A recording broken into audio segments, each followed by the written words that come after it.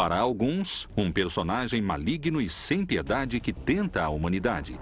Para outros, uma invenção dos humanos e das religiões para doutrinar, gerar culpa e medo. Diabo, Satanás, Beelzebu, se trata de um ser real. O diabo é o inimigo da humanidade. A personificação da maldade apresenta tantas caras quanto perguntas. O diabo realmente existe? Muitos creem que o diabo não existe. E esse é um grande triunfo de Satanás. O mal não tem a proporção do bem. O mal é a ausência do bem. Há aqueles que garantem inclusive terem um pacto com ele. Satanás é o libertador da humanidade e do ciclo apocalíptico. O diabo, uma das figuras mais controversas da Bíblia. Ele tem ciúme de nós, ele tem inveja da vida que Deus nos deu, porque nós temos Deus dentro de nós. Nós temos a graça que possuímos através do batismo, e o diabo está sempre tentando nos destruir por causa disso. Há especialistas que afirmam a existência de evidências satânicas. O diabo vive entre nós? Depois do exorcismo, meu psiquiatra me disse: eu não tenho esse caso cientificamente. Pois Jesus lhe dizia: sai desse homem, espírito imundo. Por acaso, seriam Deus e o diabo a mesma pessoa?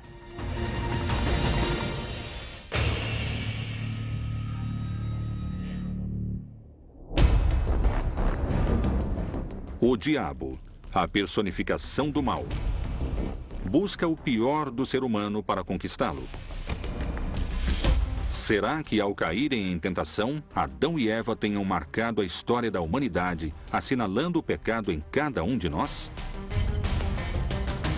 Há muitos que garantem que, desde então, a luta entre o bem e o mal, entre Deus e o diabo, acontece dentro de cada homem e mulher que habita esta terra.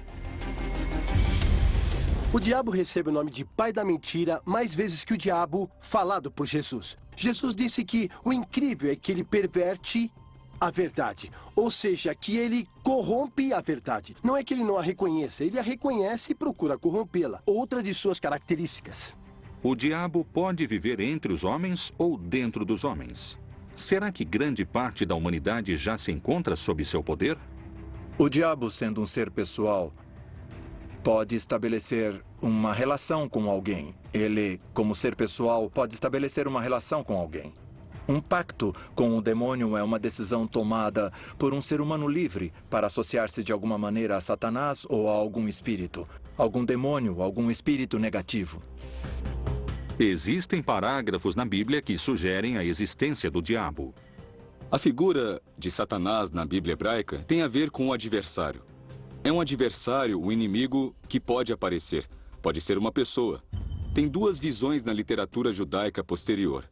Uma é uma figura sobre-humana ligada ao demoníaco e com o negativo. E outra interpretação também de Maimônides que diz que Satanás é o anjo da morte e a tendência ao mal do ser humano. Evidentemente, Deus não pode ignorar a possibilidade de que a liberdade incluiria uma oposição à sua vontade. Alguns textos bíblicos são muito precisos com respeito à menção do diabo. Chegando o dia que os filhos de Deus vieram apresentar-se perante o Senhor, veio também Satanás entre eles. O Senhor perguntou a Satanás: de onde vens? E Satanás respondeu ao Senhor: de rodear a terra e de passear por ela.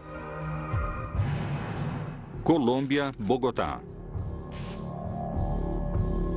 O colombiano Sebastián Santeiros Villarreal se apresenta como bruxo, feiticeiro e afirma ter realizado pactos com o diabo. É santeiro, espiritualista, feiticeiro e trabalha com magia negra vodú. Para servir a Satanás, você não precisa ter fé. Para servir a Deus, você precisa ter fé. E a fé não tem argumentos dialéticos porque simplesmente se crê ou não se crê. Com Satanás, não. Porque quando você pede a Satanás, tudo o que se pede a Satanás ele te dá. Para fazer um grande ritual para Satanás, eu acendo uma vela vermelha, que significa a luz que o mesmo nos transmite. No altar, temos uma das colaboradoras ou colaboradores dele, porque é um anjo que é a Santa Morte. Ela trabalha para Deus e trabalha para Satanás. Se Deus lhe dá uma ordem, ela cumpre. E se Satanás lhe dá uma ordem, ela cumpre. Tenho que ter os ornamentos ou hábitos correspondentes. E a água? A água eu jogo por todo o altar porque é uma simbologia, é limpeza. Então eu faço uma oração que eu leio na Bíblia satânica. Eu invoco a presença de Satanás, invoco a presença de alguns de seus servidores em espírito. E em algumas ocasiões eu o vejo ou ele me incorpora. Depois de cair em transe, eu volto ao normal e começo a executar durante a semana aquilo que ele me ordenou. E não se discute, se cumpre. Como existe a possibilidade de estabelecer uma relação com o ser humano, podemos nos abrir para estabelecermos um contato com Satanás. É triste, é dramático, é incrível, mas é possível. O diabo é invocado de diferentes maneiras, segundo a situação. Se uma pessoa está em perigo, ela pode invocá-lo. Se uma pessoa está contente, o invoca. Se está em um momento de agonia, o invoca. Se quiser fazer um pacto com Satanás, se quiser fazer um pacto com o que chamam de maligno, ele a escuta e vem ao seu socorro. Eu creio que o satanismo está te desviando do assunto. Por que adorar a Deus indiretamente se pode adorá-lo diretamente? Não é necessário ir pela via negativa. Posso ir pela via positiva. Deus é misericórdia, compaixão, bondade. Por isso eu não preciso adorar o lado escuro disso.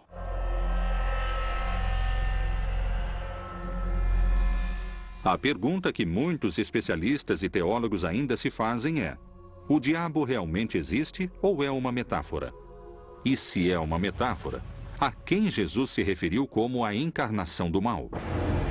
No livro de Jó chama Satanás, ou diabo, que quer dizer o adversário, o enganador, e é entendido na interpretação, sobretudo dos padres da igreja cristã, como um arcanjo que fora criado de maneira perfeita, um arcanjo iluminado que, apesar disso, assim como Adão o faria, deixa de amar a Deus por amar mais a si mesmo, caindo no orgulho e na rebeldia, e dessa maneira se separando de Deus. Na Bíblia vemos uma mensagem de Jesus: não te acuses a ti mesmo. Não nos esqueçamos que aquele que se acusa em hebraico se diz Satanás. Ele é o acusador. E quando a pessoa se acusa como pecador, está fazendo às vezes de Satanás consigo mesma. Ou quando condena os demais e vive dizendo isso é ruim, isso está ruim, isso é péssimo, está fazendo às vezes de Satanás, ainda que traga a Bíblia numa mão ou use uma batina. Satanás nos acusa para Deus e essa é a função de Satanás, o acusador. Então me parece que é por uma questão literária, se utiliza inclusive para criar medo dentro da população e é uma ferramenta para que dentro da religião dirijam também toda uma comunidade. O Evangelho de Marcos é muito claro quando fala dos demônios. Depois vai apresentando quais são os demônios. Há um demônio fundamental. Qual é o demônio mais importante que se opõe à construção do reino de Deus? É o Império Romano. E perguntou-lhe: qual é o teu nome? Respondeu-lhe ele: Legião é o meu nome, porque somos muitos. Marcos escreve sobre um endemoniado, ou seja, possuído pelo demônio, ou seja, possuído pelo império. Agora vão saber por que digo isso, tá certo? Ele quer se unir e rompe todas as ligações. E Jesus lhe pergunta: qual é o seu nome? E ele diz: meu nome é Legião. E a Legião é a unidade de combate do exército romano.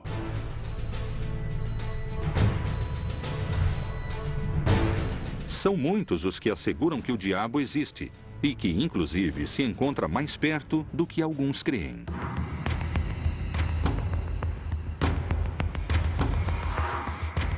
Na Bíblia temos aproximadamente uns 8 casos de exorcismo que tinham uma característica em comum, que os diferenciava de outros tipos de possessão demoníaca e exorcismo que ocorriam no Mediterrâneo.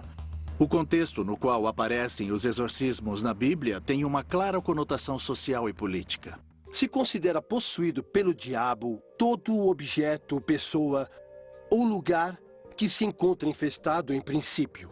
O ritual do exorcismo consiste em invocações, em ladainhas feitas ao sangue de Jesus, em alguns casos, em algumas tradições religiosas, feitas aos santos, outras feitas em invocações e conjuro aos anjos e arcanjos. Imediatamente começam as orações de imprecação, que devem ser feitas necessariamente por um ministro ordenado, ou seja, as orações de expulsão do demônio. A condição do exorcista depois do trabalho é de muito cansaço e esgotamento. O desgaste físico é muito grande, o compromisso emocional que ele assume durante o trabalho sempre leva, é claro, ao grande consolo do verdadeiro exorcista Jesus Cristo, que lhe empresta a voz e lhe empresta também os gestos, o corpo, mas é ele quem enfrenta a batalha. De que forma secreta a Bíblia menciona essa batalha? Já em Marcos e em Lucas, a possessão aparece como uma possibilidade. Porque logo certa mulher, cuja filha estava possessa de um espírito imundo, ouvindo falar dele, veio e prostou-se-lhe aos pés. Os exorcismos são realmente um modo de combater e expulsar o diabo? Se é necessário expulsá-lo, isso é prova suficiente para pensar que o diabo existe? Santo sangue do Senhor, rogai Sangue por santo nós. da Sagrada Igreja. Senhor, rogai por nós. Sangue santo da Sagrada Igreja. Rogai por nós. Santo sangue de misericórdia. Rogai por nós. Santo sangue dos auxiliadores da necessidade. Rogai por nós. Santo sangue dos filhos e filhas de Deus que nunca haverão de desonrar a sua vida. Rogai Que a presença de Deus, nosso Senhor Jesus Cristo, mostre a luz, mostre o caminho para você. Santo sangue do Senhor, eu ordeno que você saia desse corpo. Eu ordeno que você libere esse corpo. Livrai-o, Senhor, livrai-o dessa dor. Eu ordeno que você saia desse corpo. Saia agora. Nós rogamos, Senhor, liberte esse corpo. Liberte esse corpo agora. Você está bem, filho? Deus Pai, Ele te libertou. Que Jesus esteja contigo, meu filho. Os milhares de exorcismos realizados são provas suficientes da possível existência do diabo? Como se explica que a Igreja tenha sacerdotes exorcistas? O Papa Francisco, que alguns dizem nunca ter feito um exorcismo, nós acreditamos que sim, que ele já fez. Já fez pelo menos uma oração de libertação muito forte.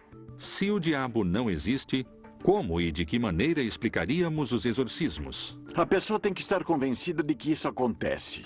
Se a pessoa não crê, é muito difícil funcionar. Na maioria dos casos, é sugestão.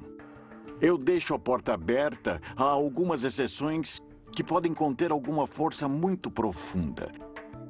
Mas essas são exceções, não é o cotidiano. É uma maneira de exercer domínio, porque naturalmente, se o demônio é algo real que está no seu corpo, e se existe alguém que pode tirar esse demônio, naturalmente essa também é uma maneira de exercer poder. A quantidade de exorcismos que eu já dirigi em minha vida passam dos 1.200. Porque as possessões são mais frequentes do que se supõe. Com as questões do exorcismo, temos que ter muito cuidado, porque são seres humanos que estão sofrendo e dos quais os líderes religiosos se aproveitam muitas vezes para tirar algum proveito próprio dessas situações. Por que seguimos duvidando de sua existência se a Bíblia fala do diabo com tanta clareza? Este personagem diabólico se encontra desde a gênese da criação até a batalha final mencionada no Apocalipse. Quais são os argumentos e por que alguns acreditam que o Todo-Poderoso e o Maligno poderiam ser a mesma pessoa? Deus e o diabo seriam duas faces da mesma moeda?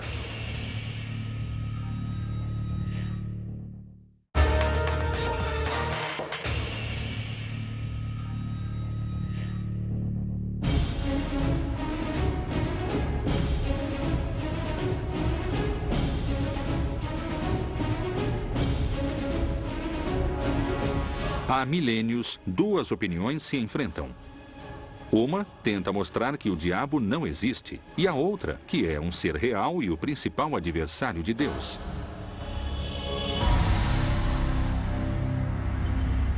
Mas, além dessas duas opiniões, há um terceiro grupo que discorda de ambos e abre um novo debate. Ele sustenta a teoria de que Deus e o diabo são dois lados que respondem a um mesmo interesse. No Antigo Testamento, acredita-se que de Deus vinha a ira e a bondade. Os teólogos têm muitos problemas em traduzir a Bíblia, esse texto, porque ele diz que o espírito mau vem de Deus. Ora, o espírito do Senhor retirou-se de Saul, e o atormentava um espírito maligno da parte do Senhor. O Deus da Bíblia não é um Deus bom, é um Deus mau. E é um Deus que nos dá muito medo, ao qual temos que de alguma forma obedecer e prestar culto. Porque ele tem todo o poder, porque pode nos causar mal, porque pode nos mandar seu anjo caído, Satanás, não é? Tem se falado muito dessa diferença entre Deus, ou da possível diferença entre o Deus do Antigo Testamento e o Deus do Novo Testamento.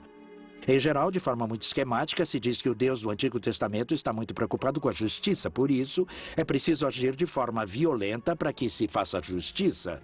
O Deus do Novo Testamento está mais preocupado com o amor e, por isso, não ocorrem esse tipo de ações.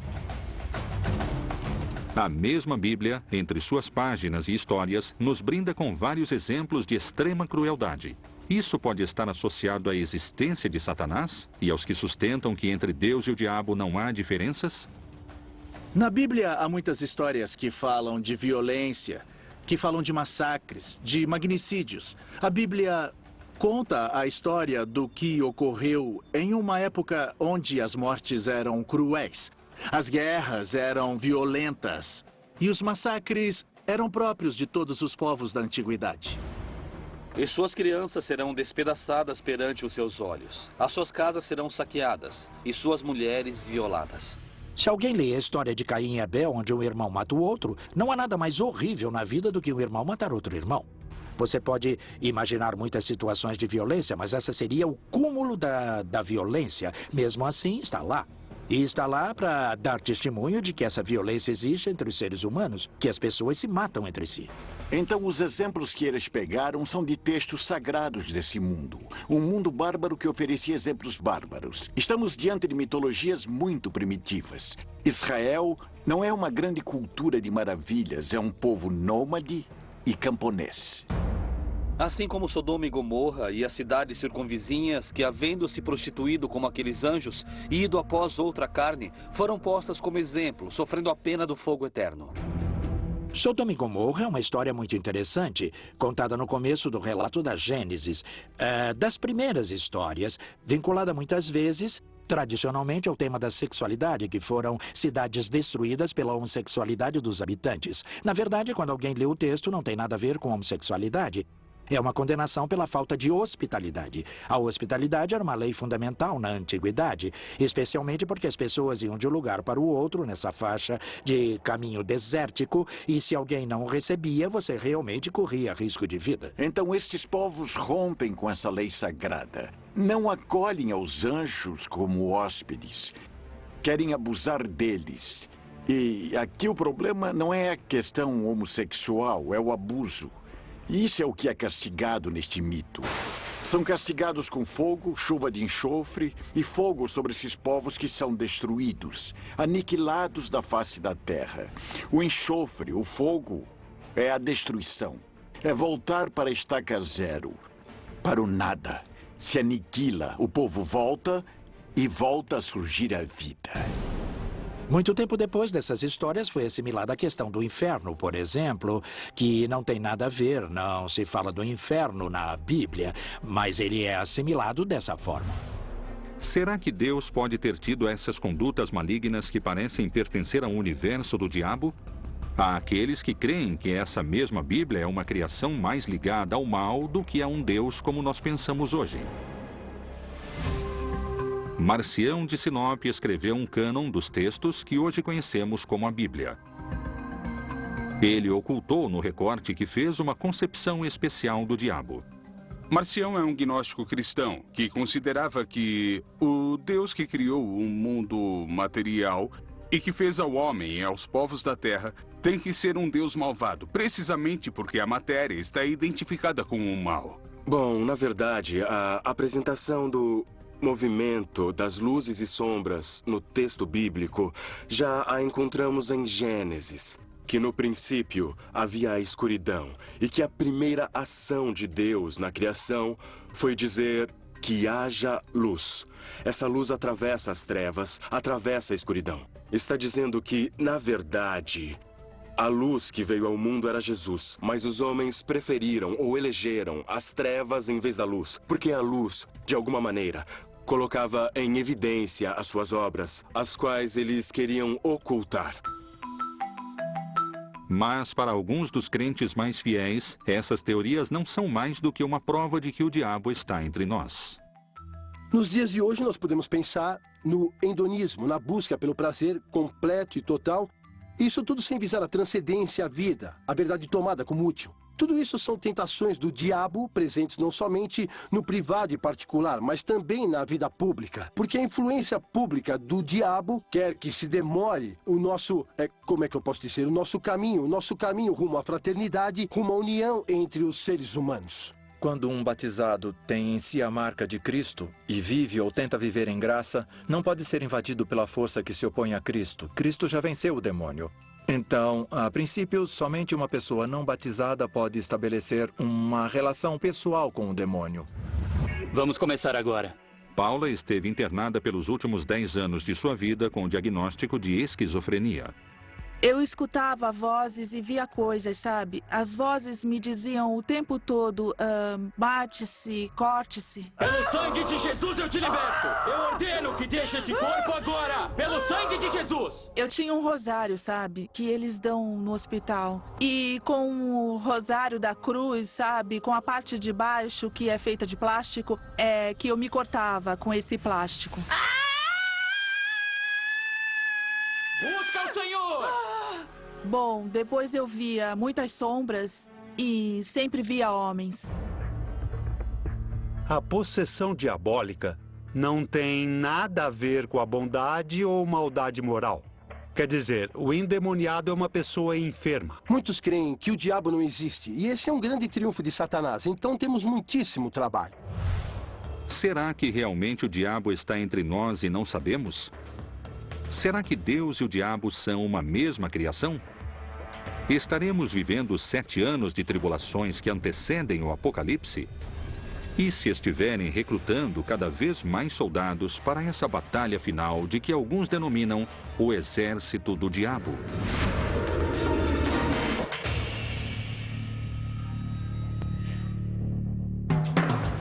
O diabo, um anjo caído que quer ocupar o lugar de Deus? Como ele poderia alcançar seu objetivo? Quais são as evidências e posturas que asseguram que o diabo teria criado seu próprio exército? Eu acredito que o diabo somos nós mesmos. O diabo é a maldade que encarna na gente.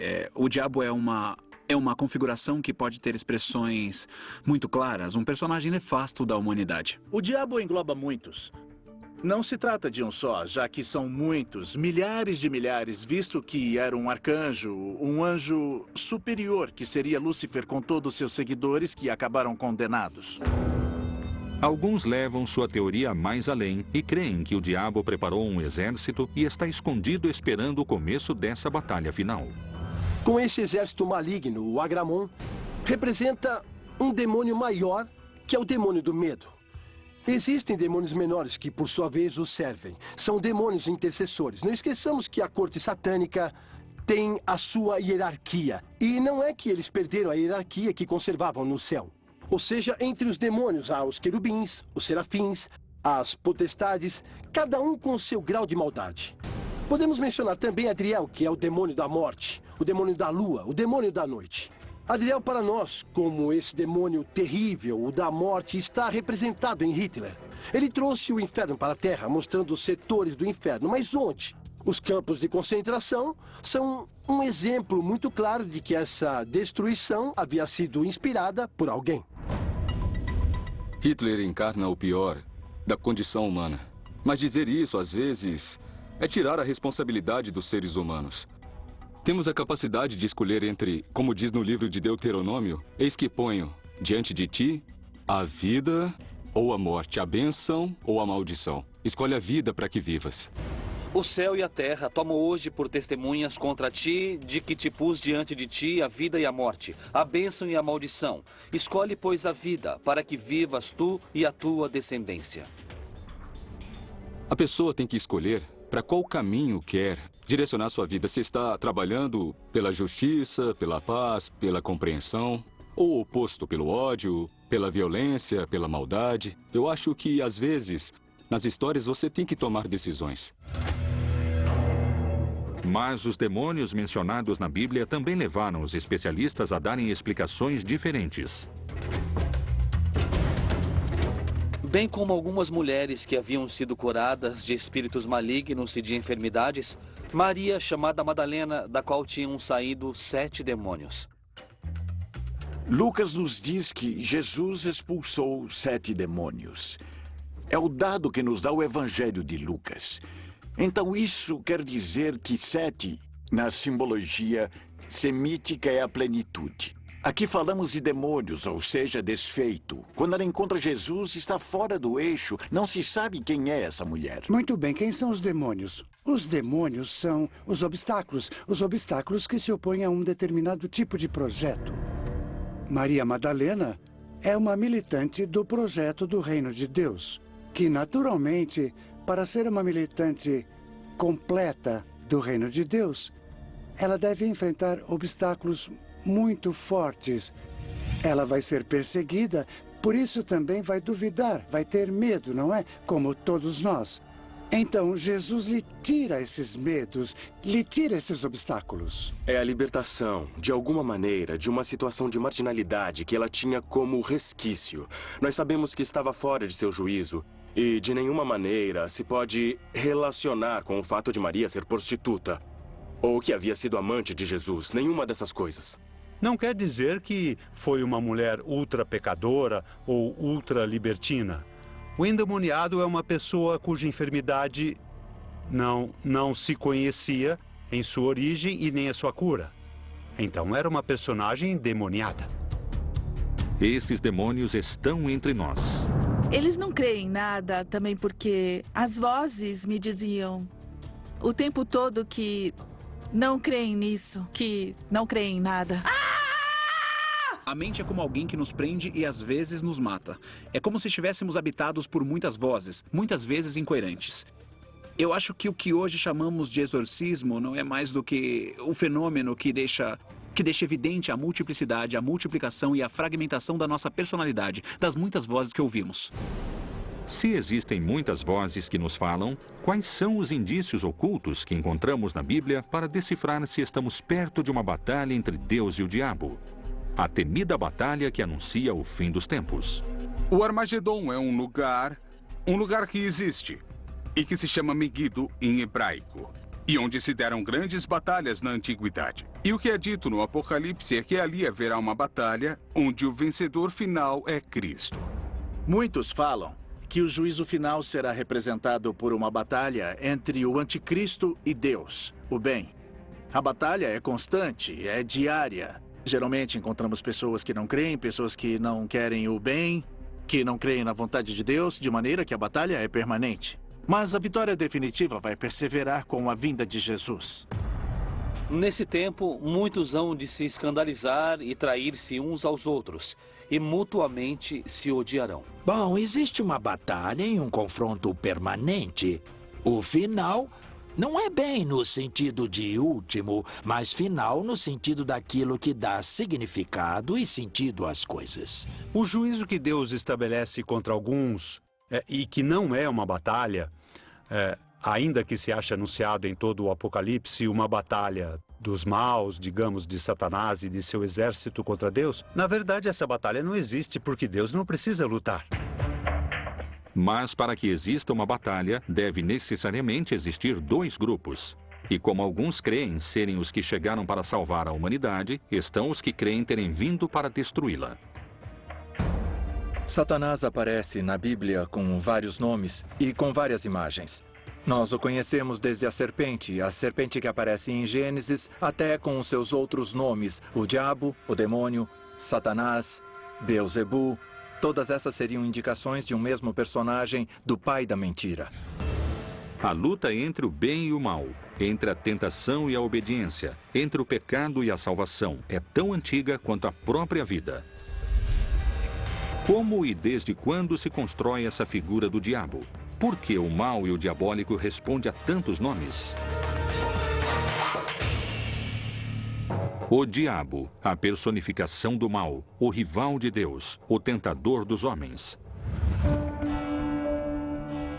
Para muitos cristãos, a tentação é uma porta de entrada para o mal, um caminho direto para o diabo. A última parte do Pai Nosso diz: não nos deixe cair em tentação e livrai-nos do mal.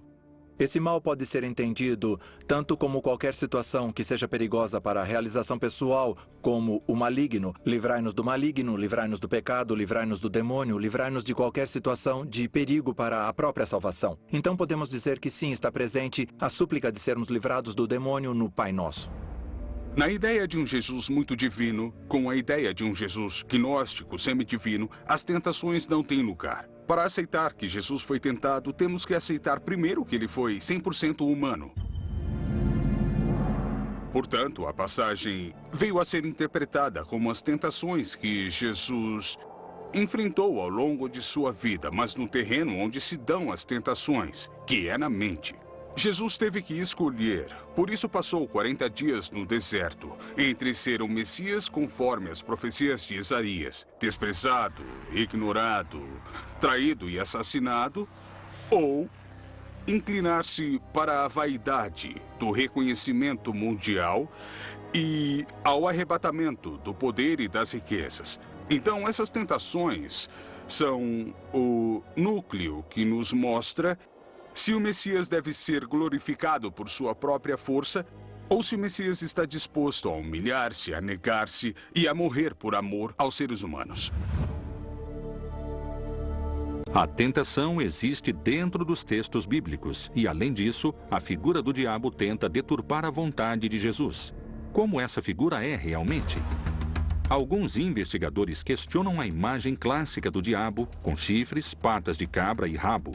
Eles questionam o que nos foi transmitido como figura do mal, porque debatem que essa é uma construção destinada a gerar medo. Há muito do imaginário da cultura popular sobre Satanás, mais do que na teologia e nos textos bíblicos. E somos produtos também de nosso imaginário popular de onde crescemos.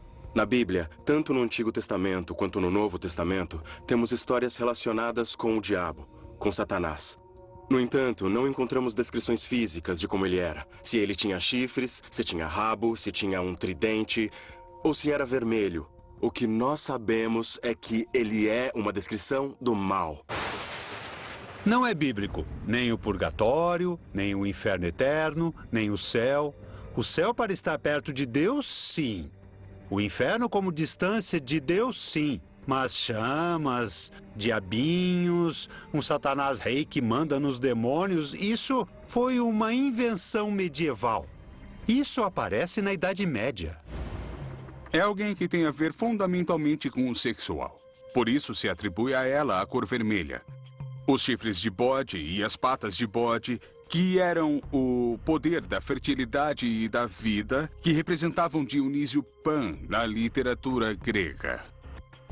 O deus Pan é um deus grego muito antigo, originalmente adorado na região da Arcádia. Pan é o guardião dos rebanhos que tem a tarefa de se multiplicarem. Deus dos bosques e patos, protetor dos pastores. É um produto da casualidade que na Idade Média tenham imposto essa caracterização impressionante e terrível do demônio? Ou talvez haja um mistério importante em torno da figura do diabo esperando para ser desvendado? Em algum momento da história, para tornar visível a presença do mal, os autores, os pintores, usaram como origem uma imagem grotesca, com chifres, com rabo, negro, com fogo, para descrever o mal. Mas isso não significa que o diabo não existe. O diabo ter sido caricaturado na Idade Média, ou que seu conceito fora utilizado para infundir o medo, não quer dizer que ele não exista. A figura do diabo no cristianismo funciona como um grande ordenador moral. Ou seja, o que está mal está do lado do diabo e faz parte do pecado. A figura do diabo cristão chega efetivamente à América Latina com a chegada dos espanhóis, porque antes as culturas ameríndias usavam outras figuras que encarnavam o mal. Mesmo assim, esse mal não era um mal tão absoluto e nem tão separado do bem como é o diabo cristão, que é uma das características do pensamento do catolicismo, onde aparece o mal de um lado e o bem do outro. Um único personagem, ainda que, segundo os crentes da Bíblia, seja mencionado de muitas maneiras. Ele recebe o nome de Satanás, Diabo, Lúcifer, Belzebu, Melian, Antiga Serpente, Anjo Caído, Anjo Destronado, o Anjo do Tempo. Mas houve outros nomes. No tempo de Isaías, recebeu um nome. No tempo de Jesus de Nazaré, era o Devorador. No tempo de Josué, era o Destruidor.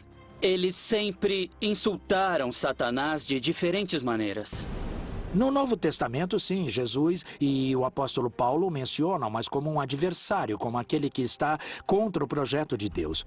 Não tanto como uma figura a qual você tem que escolher entre um e outro, porque popularmente se transformou em uma figura. De um lado eu tenho Deus e do outro Satanás. Eu tenho que escolher como se escolhe um time de futebol. Mas não é assim. Não é assim que nós lemos nos relatos bíblicos. A soberania de Deus não se discute, mas existe um personagem, uma maldade que se concentra nesse personagem chamado Satanás, que aparece como símbolo de tudo que se opõe a Deus. Respondeu-lhes ele: eu via Satanás como o raio cair do céu. Especialistas no estudo da Bíblia dão conta de que em outras passagens do livro sagrado, os nomes que o maligno recebe não têm uma conotação única e nem tão direta.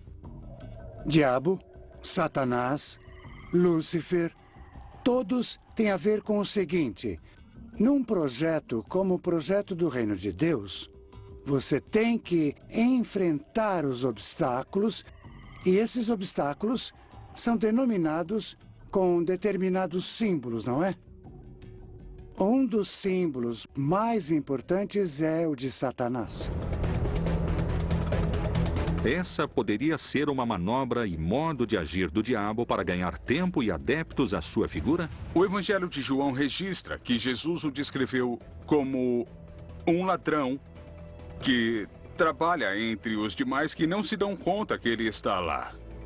O trabalho do diabo tem que passar despercebido. Na visão religiosa judaica, só há uma divindade, não há duas: Jeová.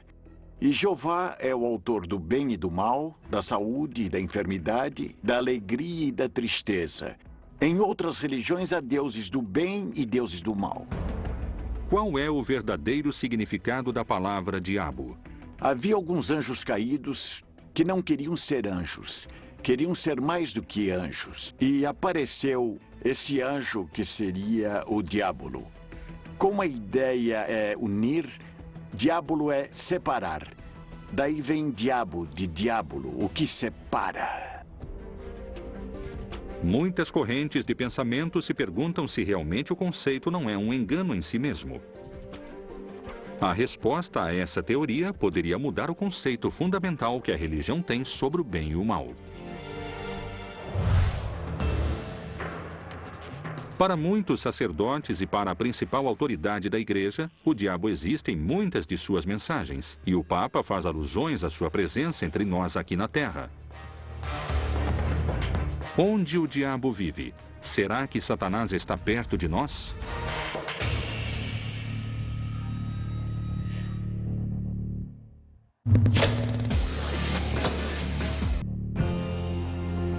O líder da Igreja Católica manifesta que a presença do demoníaco Satanás é real.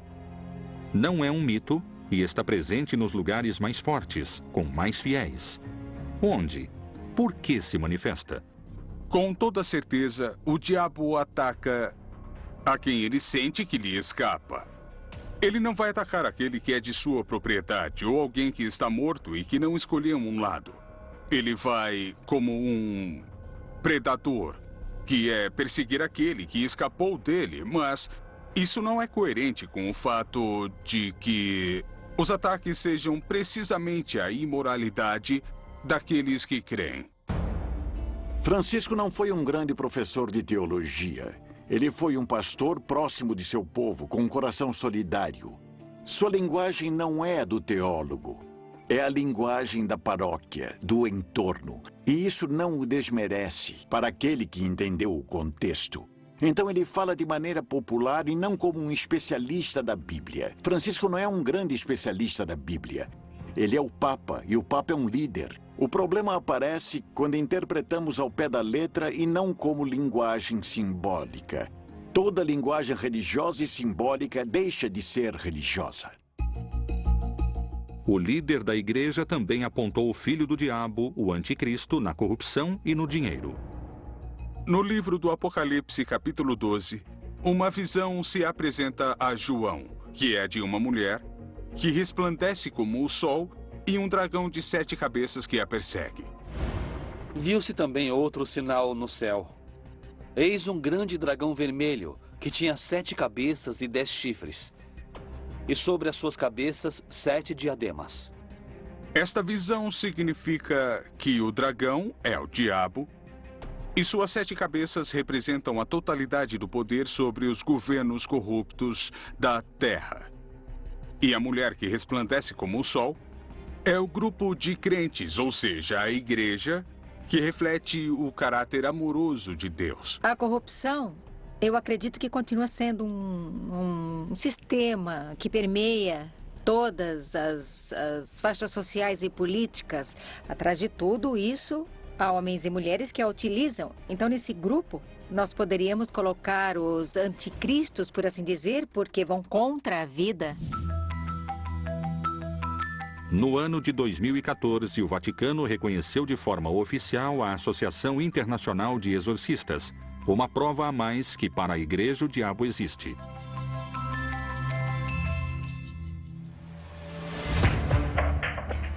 O diabo, para alguns, é uma presença maligna. Não existe apenas um anticristo. Os anticristos são entendidos como todos aqueles que são agentes da maldade e opostos diretamente à ação do Senhor Jesus. Para outros, é o mesmo Deus. Satanás é a divindade, a contraparte do suposto Deus bom. Para os céticos, o sócio de Deus. O mal e o bem estão subordinados à vontade de Deus. E há aqueles que não creem na sua existência. Os demônios são as pessoas que estão ao nosso redor causando mais danos. É mais fácil condená-lo, dizer que é o demônio, do que sentar-se com a pessoa e dizer o que foi, em que posso ajudar. O diabo é um instrumento para que o homem possa, enquanto está na história, decidir se quer amar ou não quer amar. Mas Deus é todo-poderoso e o diabo para ele não representa nenhum inimigo real. O diabo, mito ou verdade? Está entre nós, dentro de nós, ou é só uma criação ou história fantástica? O diabo, Satanás, Lúcifer, é mais um dos mistérios da Bíblia Proibida.